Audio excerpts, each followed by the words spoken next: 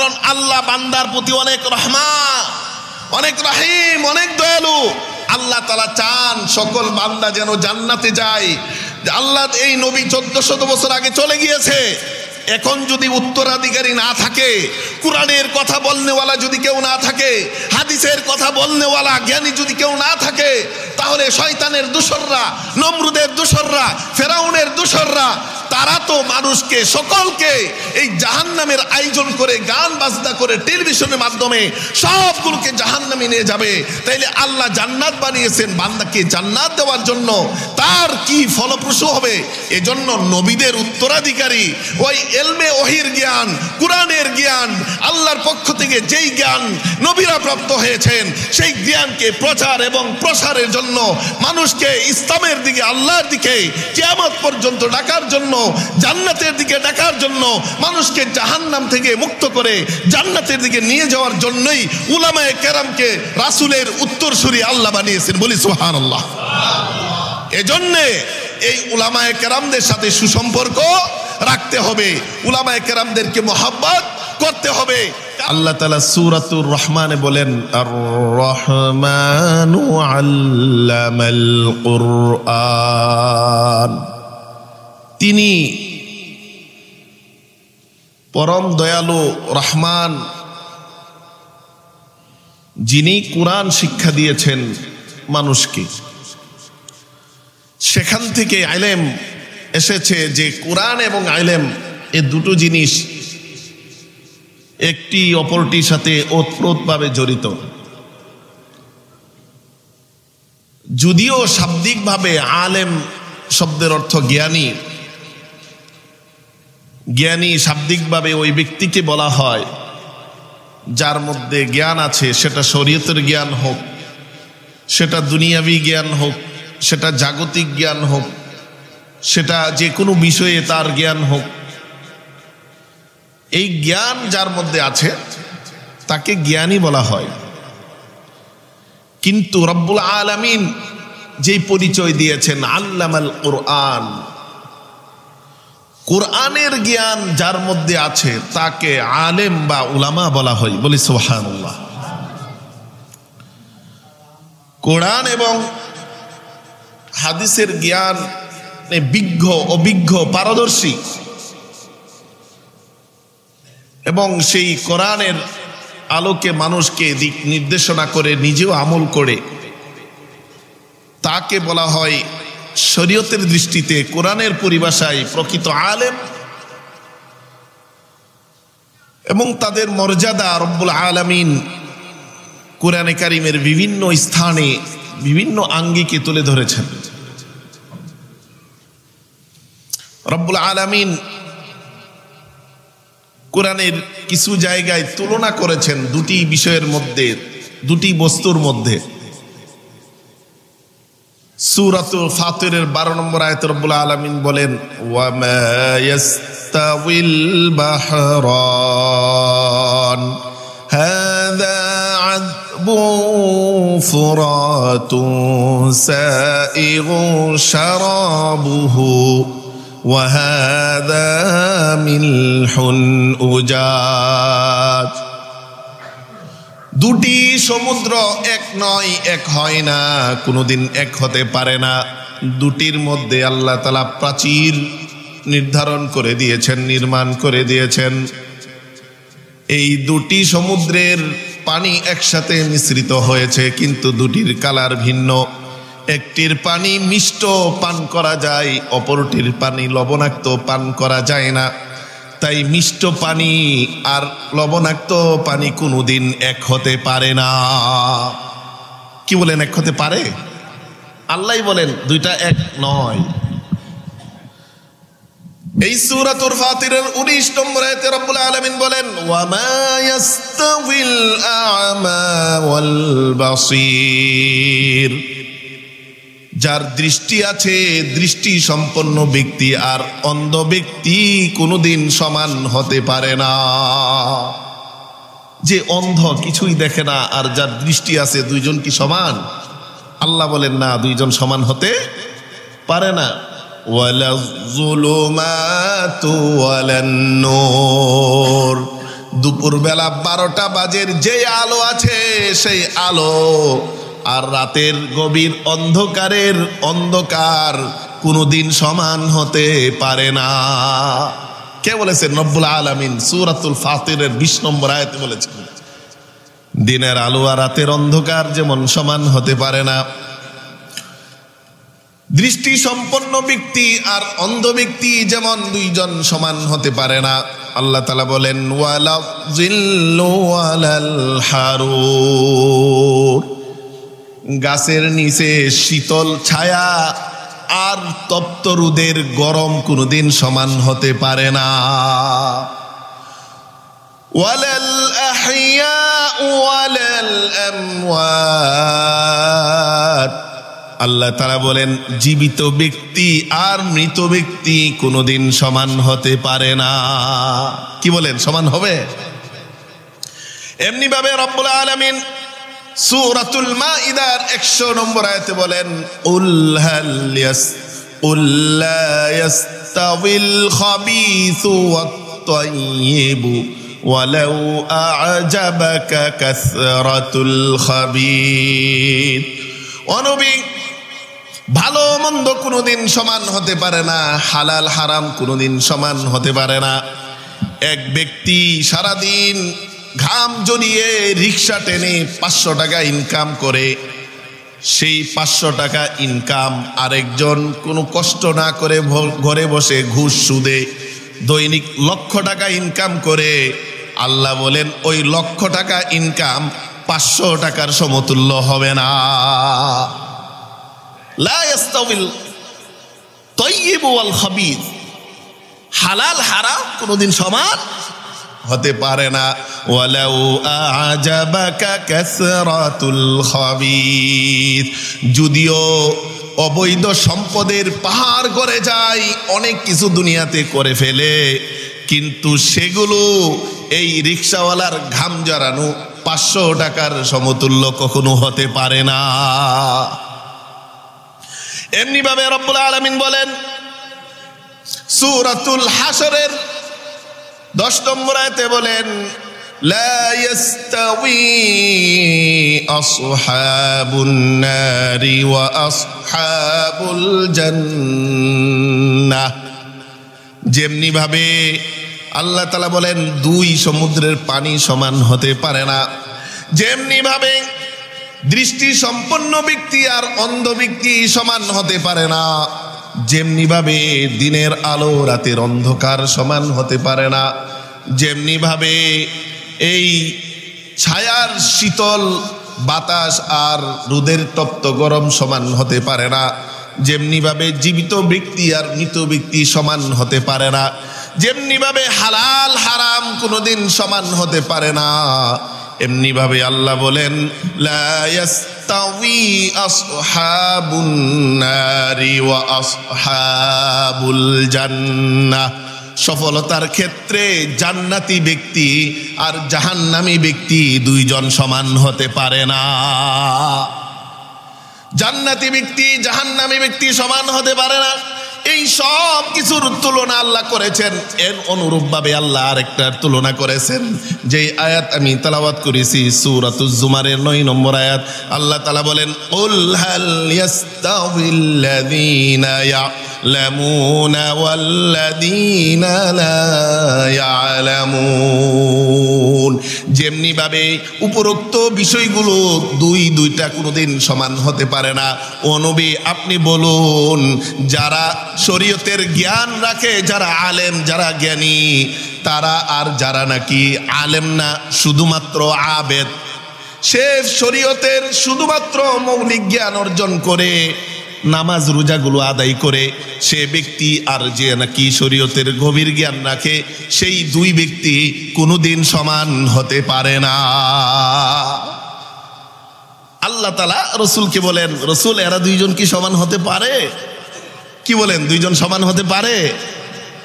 সমান হতে পারে না। ইন্নামা ইয়াতাযাক্কারু উলুল আলবাব।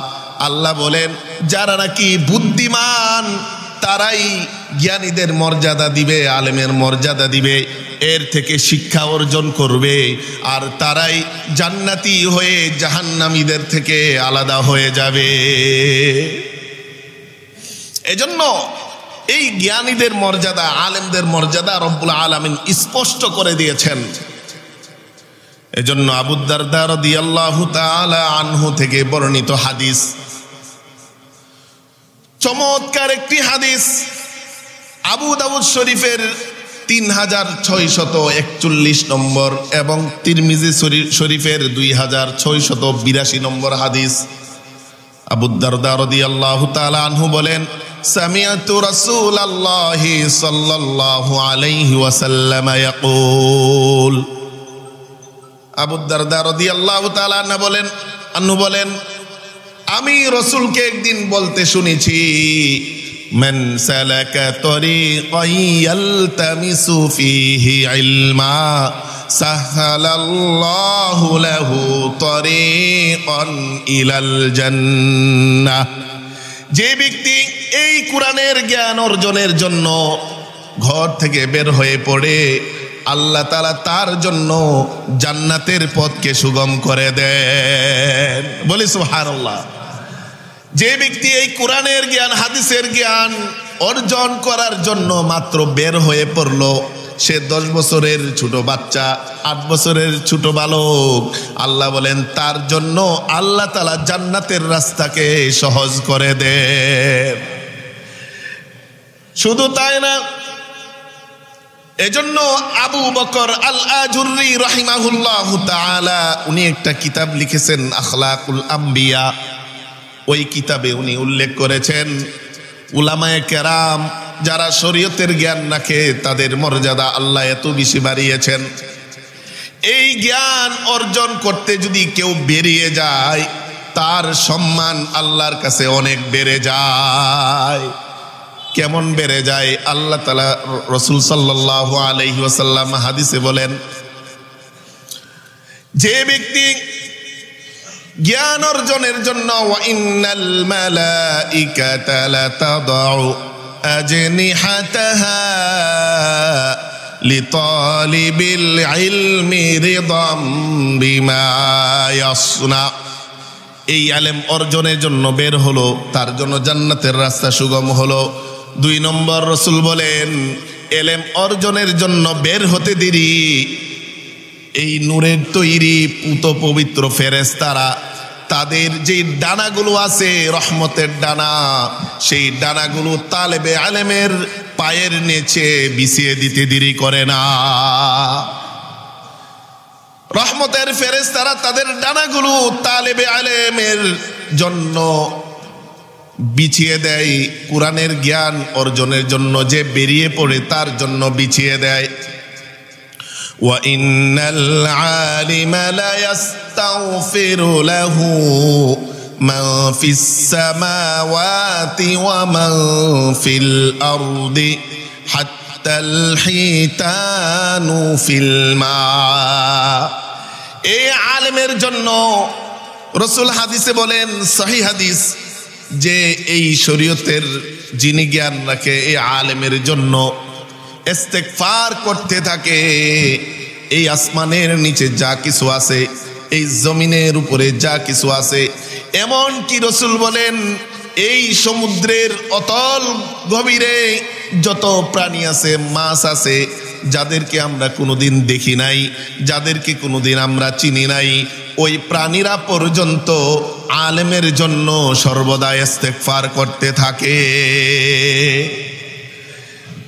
একজন আলেমের জন্য ওই সমুদ্রের গভীরে মাছগুলো পর্যন্ত তাদের জন্য ইস্তেগফার করতে থাকে। শুধু তাই না, অপর এক বর্ণনায় আবু উমামা রাদিয়াল্লাহু তাআলা আনহু থেকে বর্ণিত অপর হাদিস, তিরমিজি শরীফের 2685 নম্বর হাদিসে রাসূল বলেন, ইন্নাল্লাহা ওয়া মালাইকাতাহু ওয়া আহলুস সামাওয়াতি ওয়া আহলুল আরদি হাত্তা আন-নামলাতা ফি জুহরিহা ওয়া হাত্তা আল-হিতানা ফিল মা লা ইউসাল্লুনা আলা মুআল্লিমিন নাসিল খায়র।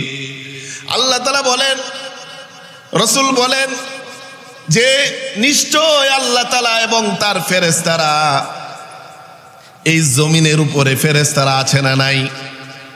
ফেরেশতারা আছে। রাসূল বলেন নিশ্চয় আল্লাহ তাআলা এবং ফেরেশতারা, এরা ছাড়া এই আসমানের নিচে যা আছে, জমিনের উপরে যারা আছে, এমনকি সমুদ্রের নিচের সেই গভীর প্রাণী মাছ, এমনকি এই যে ছোট ছোট জমিনে গর্ত আছে, গর্তে পিপিলিকা আছে, বিভিন্ন প্রাণীরা লুকিয়ে আছে জমিনের ভিতরে। রাসূল বলেন এই সমস্ত প্রাণী মিলে লা ইউসাল্লুনা আলান মুআল্লিমিন নাসিল খায়র, সকলে মিলে আল্লাহর কাছে এই আলেম উলামার জন্য রহমতের দোয়া করতে থাকে। এখানে একটা বিষয় গভীরভাবে আমরা লক্ষ্য করি, এখানে রাসূল বলেন আল্লাহ তাআলা নিজে আলেমদের উপর রহমত বর্ষণ করেন। কুরআনে কারীমের সূরাতুল আহজাবের একটি আয়াতে আল্লাহ তাআলা বলেন, ইন্নাল্লাহা ওয়া মালাইকাতাহু ইউসাল্লুনা আলান নবী, নিশ্চয় আল্লাহ তাআলা এবং ফেরেশতারা এই নবীর উপর দরুদ পড়ে, নবীর উপর রহমত বর্ষণ করে। তাই ও ঈমানদাররা, তোমরাও এই নবীর উপর সালাত ও সালাম পাঠাও, বেশি বেশি দরুদ পড়ো।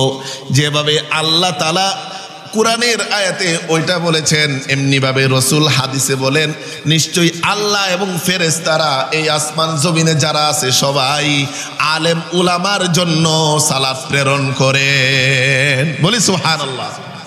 দেখেন দুটির সাথে কিভাবে গভীর সম্পর্ক।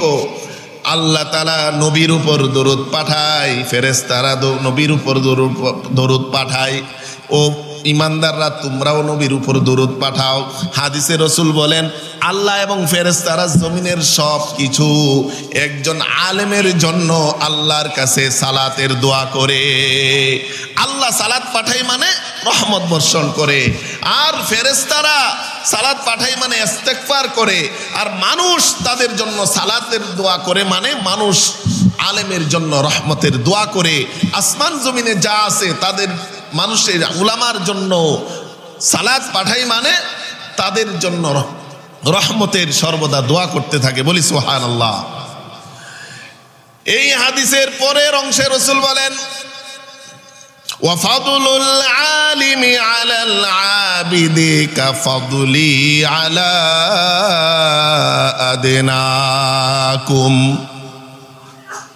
আর অপর 2641 নম্বর হাদিসে বলেন, ওয়া ফাদলুল আলিমি আলাল আবিদি কাফাদলিল কমারি আলা সাইরিল কাওয়াকিব। রাসূল বলেন যেমনি ভাবে পূর্ণিমার চাঁদের মর্যাদা, পূর্ণিমার রাতে চাঁদের যেমন মর্যাদা অন্যান্য নক্ষত্র রাজির উপর স্পষ্ট। কি বলেন? পূর্ণিমার রাতে চাঁদ অনেক বড় থাকে, অন্যান্য নক্ষত্র তার তুলনায় অনেক ছোট থাকে।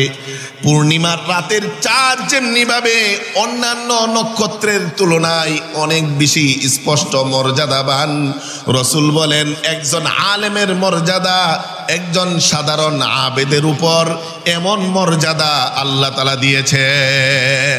বলি সুবহানাল্লাহ। এবং 2685 নম্বর হাদিসে রাসূল বলেন, ফাদলুল আলিমি আলাল আবিদি কাফাদলি আলা আদনাকুম। একজন আলেমের মর্যাদা আবেদের উপর কেমন একটু জানো? সাহাবারা রে, আমি নবীর মর্যাদা যেমনি ভাবে তোমাদের মধ্য থেকে একজন সাধারণ সাহাবার উপর, যেমন একজন সাধারণ সাহাবা থেকে নবীর মর্যাদা বেশি না কম? একজন সাধারণ সাহাবীর মর্যাদা থেকে নবীর মর্যাদা কত বেশি? কত বেশি? অনেক বেশি। রাসূল বলেন তোমাদের মধ্যে একজন সাধারণ সাহাবার মর্যাদার উপর আমি নবীর মর্যাদা যেমন, একজন আবেদের উপর আলেমের মর্যাদা তেমন। বলি সুবহানাল্লাহ। এজন্য রাসূল বলেন ওয়া ইন্নাল উলামা ওয়ারাসাতুল আম্বিয়া ওয়া ইন্নাল আম্বিয়া লাম ইওয়ারিসু দিনারাও ওয়ালা দিরহামা ওয়া ইন্নামা ওয়ারাসুল ইলমা ফামান আখাযাহু আখাযা বিহাযিন ওয়াফির। ও দুনিয়ার মানুষেরা জেনে রাখো, যেমনি ভাবে নবীরা কুরআনের জ্ঞান আল্লাহ থেকে নিয়েছে, ওয়াহির জ্ঞান আল্লাহ থেকে নিয়েছে জিবরাইলের মাধ্যমে, আর আলেম উলামা যারা ওই কুরআনের জ্ঞানটাকে শিখেছে, কুরআনের জ্ঞানটাকে শিখাচ্ছে, কুরআনের জ্ঞানটাকে লালন করছে, কুরআনের জ্ঞানটাকে প্রচার প্রসার করছে। এজন্য এই উলামারা হলেন নবীদের উত্তরাধিকারী, নবীদের ওয়ারিস। রাসূল করিম সাল্লাল্লাহু আলাইহি ওয়াসাল্লাম স্পষ্ট বলেন ওয়া ইন্নাল আম্বিয়া ওয়ারাসা ওয়া ইন্নাল উলামা ওয়ারাসাতুল আম্বিয়া। উলামারা হলেন নবীদের উত্তরাধিকারী, উত্তরসূরি। এখন প্রশ্ন আসতে পারে, কিসের উত্তরসূরি? নবীরা তো কোনো সম্পদ রেখে যায়নি, যায় না। নবীরা যদি কোনো সম্পদ রেখে যায় সেটাও বাইতুল মালে চলে যায়। নবীরা কোনো সম্পদ রেখে যান না। রাসূল স্পষ্ট বলেন ওয়া ইন্নাল আম্বিয়া লাম ইওয়ারিসু দিনারাও ওয়ালা দিরহামা। নবীরা স্বর্ণ রূপ আর মুদ্রা রূপ রেখে যায় নাই, রূপা রূপ রেখে যায় নাই, স্বর্ণ দিনার রেখে যায় নাই, দিরহামও রেখে যায় নাই। দিনার বলা হয় স্বর্ণ মুদ্রাকে, দিরহাম বলা হয় রূপ্য মুদ্রাকে। রাসূল বলেন আম্বিয়া কেরাম স্বর্ণ মুদ্রা বা রূপ্য মুদ্রা রেখে যায় নাই যে তার উত্তরাধিকারী উলামারা হবে। তবে কি রেখে গিয়েছেন? রাসূল বলেন ইন্নামা ওয়ারাসুল ইলমা। যেই নবুয়তে এলেম, যেই ওয়াহির এলেম আল্লাহ থেকে ওনারা সরাসরি পেয়েছেন, সেই কুরআনের এলেমের উত্তরসূরি নবীরা এই উলামাদেরকে বানিয়েছেন। বলি সুবহানাল্লাহ। তাইলে নবীরা উত্তরসূরি, উলামারা উত্তরসূরি কেন? কিন্তু কিসের উত্তরসূরি? কিসের? এলেমের উত্তরসূরি, কুরআনের জ্ঞানের উত্তরসূরি। কুরআনের জ্ঞানের উত্তরসূরি হলেন উলামায়ে কেরাম। এই উলামায়ে কেরাম বলতে পারেন একজন উত্তরসূরি তার পিতার সম্পদ পায়। কখন পায়? পিতা মৃত্যুর পরেই পায়। তার নাতি বা অন্য কেউ সেই সম্পদের অধিকারী হয় না।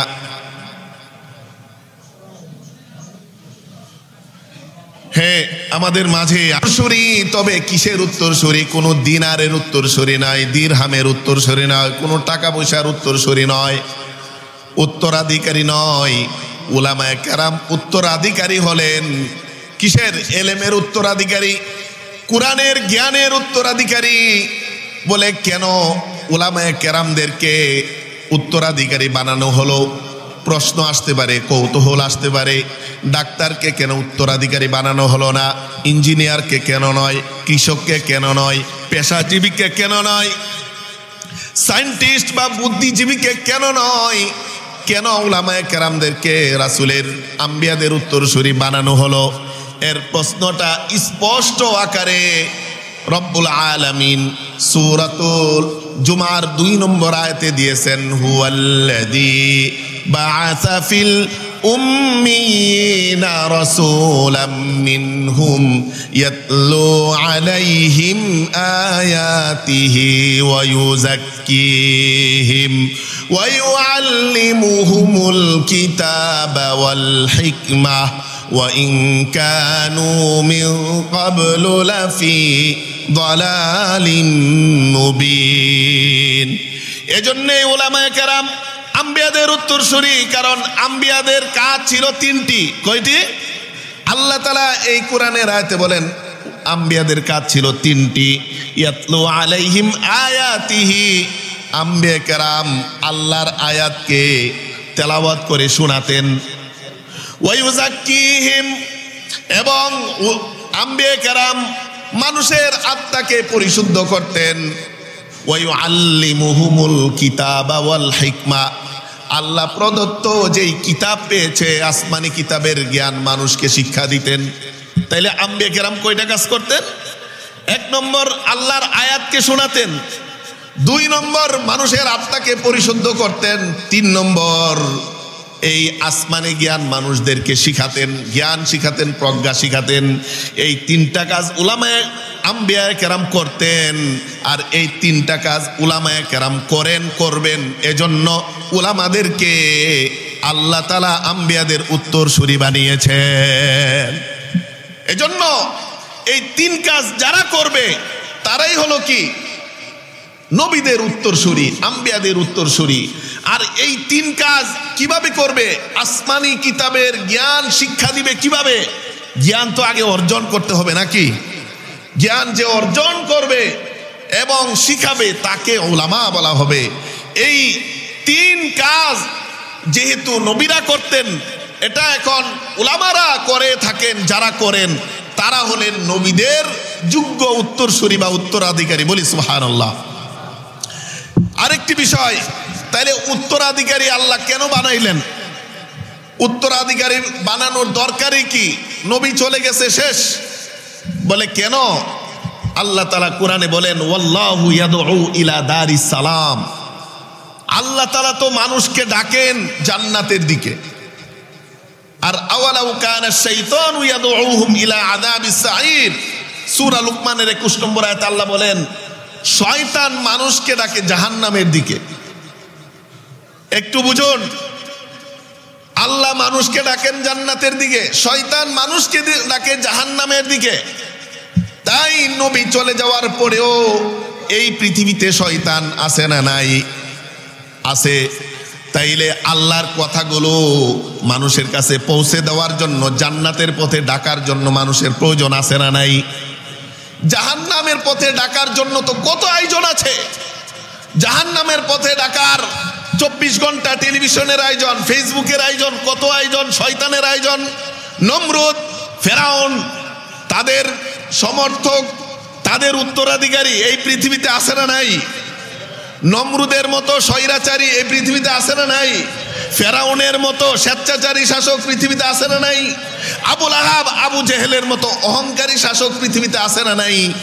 এজন্য যেহেতু নমরুদের উত্তরসূরি আছে, যেহেতু আবুল আহাব আবু জেহেলের উত্তরসূরি আছে, যেহেতু ফেরাউনের উত্তরসূরি আছে, যেহেতু শয়তানের উত্তরসূরি আছে, এজন্য আম্বিয়া কেরামের উত্তরসূরিও থাকতে হবে, যারা নাকি মানুষকে জাহান্নাম থেকে বাঁচিয়ে জান্নাতের দিকে নিয়ে যাবে। বলি সুবহানাল্লাহ। এজন্য উলামায়ে কেরামকে আল্লাহ উত্তরাধিকারী বানিয়েছেন। কেন? কারণ আল্লাহ বান্দার প্রতি অনেক রহমান, অনেক রহিম, অনেক দয়ালু। আল্লাহ তাআলা চান সকল বান্দা যেন জান্নাতে যায়।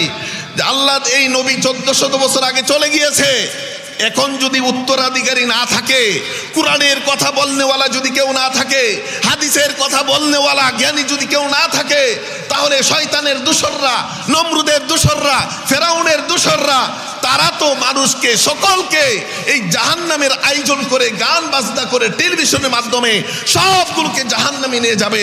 তাইলে আল্লাহ জান্নাত বানিয়েছেন বান্দাকে জান্নাত দেওয়ার জন্য, তার কি ফলপ্রসূ হবে?